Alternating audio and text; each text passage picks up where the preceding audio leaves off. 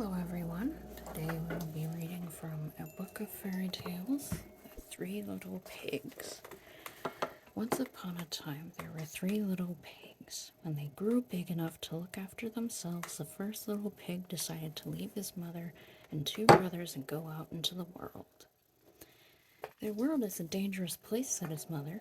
The first thing you should do is build yourself a house, and then you will be safe inside it.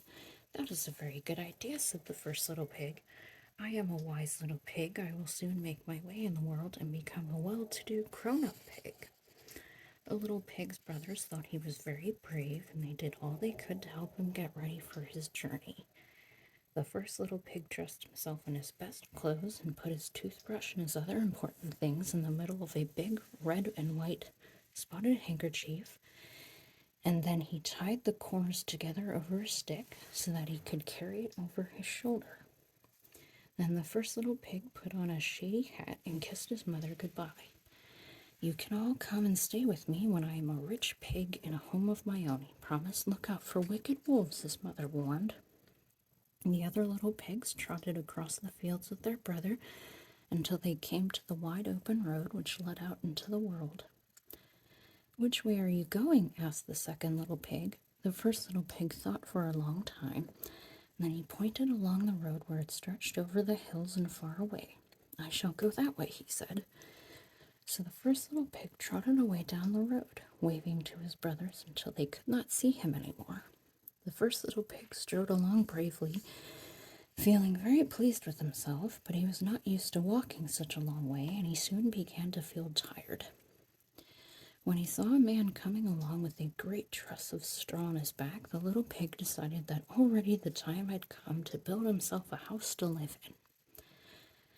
The little pig stopped in front of the man and spoke very politely. Please, sir, will you be so good as to give me some straw to build myself a house? He asked. The man was so pleased to meet a little pig with such good manners that he smiled down at him and said, I already have as much straw as I want for my new home. You can have all this bundle for your house. The first little pig was delighted. He began at once to twist and weave and shape the straw, and he worked so hard that before long he had finished his little straw house. He made himself a chair and a little round table, then he sat down to have his supper. It has not taken me long to get settled down in a beautiful new house, cried the first little pig proudly. Soon I shall be able to invite my two brothers to stay with me. Now the little pig was not as wise as he thought, or he would have known that it was not a very good idea to build a house of straw, and he should have looked around for something much stronger.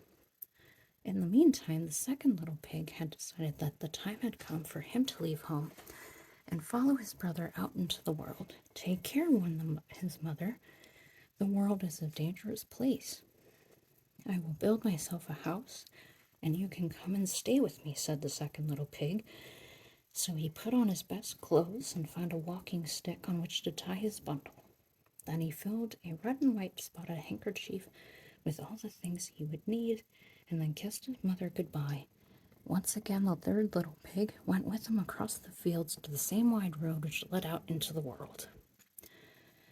The third little pig waved farewell to his second brother and then went back home to keep his mother company.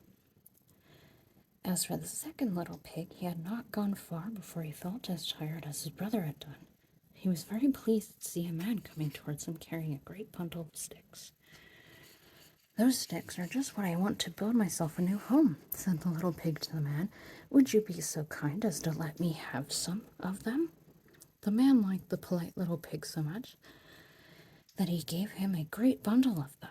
At once the second pig started to build his house, and before long it was all ready for him to live in. Now the third little pig felt lonely without his brothers, and he decided to follow them out into the world. He put on his best clothes and packed his things in a little case, and then he kissed his mother goodbye. I will build myself a house so that you can come and live with me, he told her. He trotted across the fields until he came to the wide road, and then he walked along it just as his brothers had done before him. The third little pig had not gone far before he met a man with a load of bricks. Ho, ho, those bricks would make me a good strong house, said the wise little pig. He went up to the man and asked so politely for some bricks that the man was glad to give him enough to build a lovely little house. When the third little pig was settled in his house, he wondered how his brothers were getting on. Alas, they were not getting on at all well, as a bad wolf was taking a walk when he came upon the first little pig's straw house. I do not remember seeing that before, he said to himself, and he padded up to the straw walls and sniffed all around them. I wonder who lives in this dear little house, thought the wolf, slyly licking his lips. He gave a delighted grin. He could smell the little pig who was sitting inside thinking he was settled for life, without a care in the world. Little pig, let me come in, cried the wolf. But the little pig knew the wolf's voice, and he remembered what his mother had said. No, no, by the hair on my chinny chin chin, squeaked the little pig boldly. Then I'll huff, and I'll puff, and I'll blow your house down, snarled the wolf. So the wolf huffed, and he puffed until the house of straw blew away, and the little pig had to run away as fast as he could to save himself from the wolf. The wolf was very cross, and he went on walking until he came to the second pig's little house. I see another new house, said the wolf. I wonder who lives in this one. He sniffed around the walls, and under the door he could smell the little pig. Little pig, let me come in, he cried. But the second little pig could see the wolf's ears through the door. No, no, by the hair on my chinny chin chin, he squealed. Then I'll huff, and I'll puff, and I'll blow your house down, growled the wolf. And he huffed and he puffed till he blew down the house made of sticks, and the little pig had to run for his life. He had been just as wise as his brother by building a house that could easily be blown away.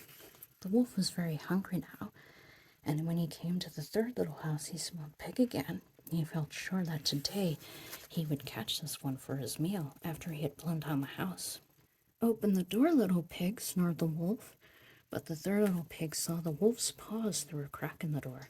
No, no, by the hair on my chinny chin chin, he cried. Then I'll huff, and I'll puff, and I'll blow your house down, snapped the wolf. So he huffed, and he puffed, and he puffed, and he huffed, but he could not blow down the house. At last the wolf said, little pig, I can tell you where there are some nice juicy turnips. Where are they? Asked the little pig. In the field at the top of the lane, grinned the wolf. If you will be ready at 6 o'clock in the morning, I will take you to go to get some for your dinner. I will be ready, said the little pig.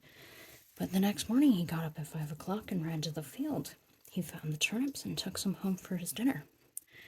At 6 o'clock the cunning wolf knocked at the door. I am waiting, little pig, he cried. Please don't wait any longer, cried the little pig. My turnips are already cooking for dinner. The wolf was very angry. Little pig, he cried again.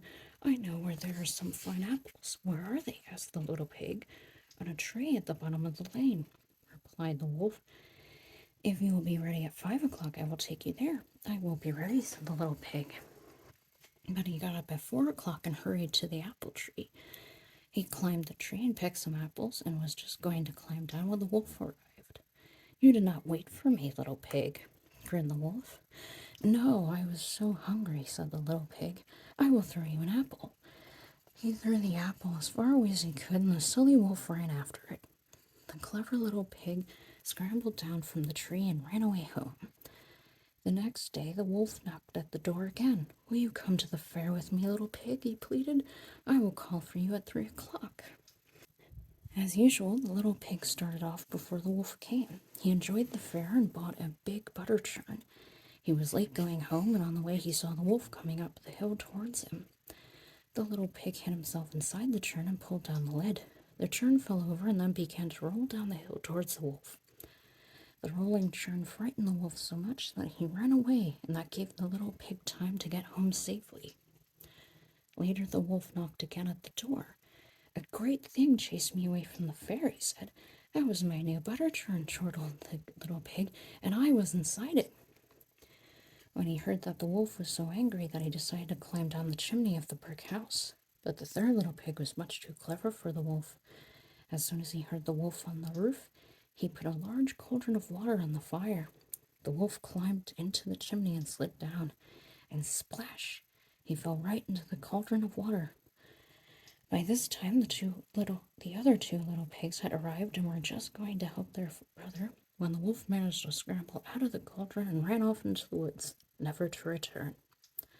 Then the three little pigs settled down happily together in their safe little brick house. Well, thank you for watching this video. If you enjoyed it, please leave a like and subscribe. And thank you. I hope you have a wonderful day.